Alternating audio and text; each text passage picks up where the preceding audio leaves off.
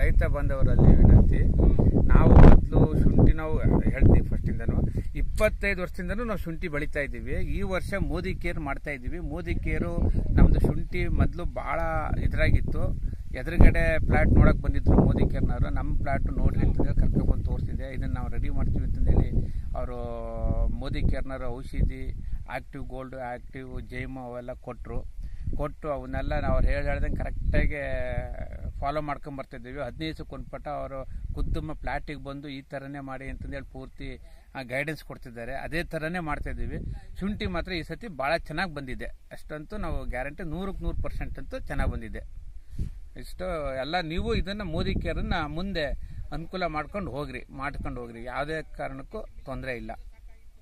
ಹನುಮಂತಪ್ಪ, ಇದು ಮೋದಿ ಕೇರ್ ನಮಗೆ 15 ದಿವಸಕ್ಕೊಂದು ಪಟ ಬಂದು ಪೂರ್ತಿ ಸರ್ಚ್ ಮಾಡ್ಕೊಂಡು ಹೋಗೋದು ನರಸಪ್ಪ, ಹನುಮಂತಪ್ಪ, ಮದನ್, 15 ದಿವಸಕ್ಕೊಂದು ಪಟ ನಾವು ಇಲ್ಲದೆ ಹೋದ್ರು ಬಂದು ಪ್ಲಾಟ್ ನೋಡ್ಕೊಂಡು ಹೋಗ್ತಾರೆ. ನೋಡ್ಕೊಂಡು ಹೋಗಿ ಅದಕ್ಕೇನು ಬೇಕೋ ಔಷಧಿ ಕೊಟ್ಟು ಹೋಗ್ತಿದ್ದಾರೆ ಅವರು. ಇವತ್ತು ಬಂದಿದ್ದಾರೆ, ಈಗ 15 ದಿವಸಕ್ಕೊಂದು ಪಟ ಕಂಪಲ್ಸರಿ ಬರ್ತಾ ಇದ್ದಾರೆ ಅವರು.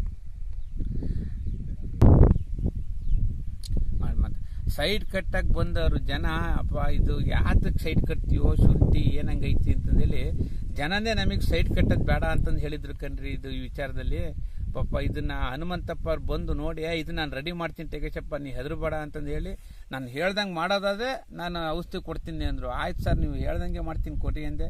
ಅವ್ರು ಕೊಟ್ಟರು, ಅದೇ ಥರನೇ ಮಾಡ್ತಾಯಿದ್ದೀನಿ. ಅವರು 15 ದಿವಸಕ್ಕೊಂದು ಪಟ ಬಂದು ನೋಡ್ಕೊಂಡು ಹೋಗ್ತಿದ್ದಾರೆ. ಈಗ ಮಾತ್ರ ಶುಂಠಿ ಭಾಳ ಚೆನ್ನಾಗಿದೆ. ಬಂದವರು ಎಲ್ಲ ಇದೇನು ಮರ ಈ ಥರ ಬಂದೈತಿ ಅಂತ ಎಲ್ಲರೂ ಖುಷಿ ಪಡ್ತಿದ್ದಾರೆ. ಇಷ್ಟಂತೂ ನೀವೆಲ್ಲ ಮೋದಿ ಕೇರಿಗೆ ಔಷಧಿ ಮಾಡೋದು ಭಾಳ ನನಗೇನೋ ಭಾಳ ಸೂಕ್ತ ಅನ್ನಿಸ್ತಾ ಇದೆ.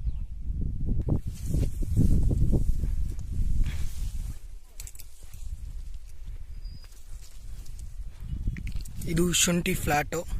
ಸೊ ಕಳೆದ 1 ತಿಂಗಳಿಂದ ಬಂದು ಕೊಟ್ಟಿದ್ವಿ.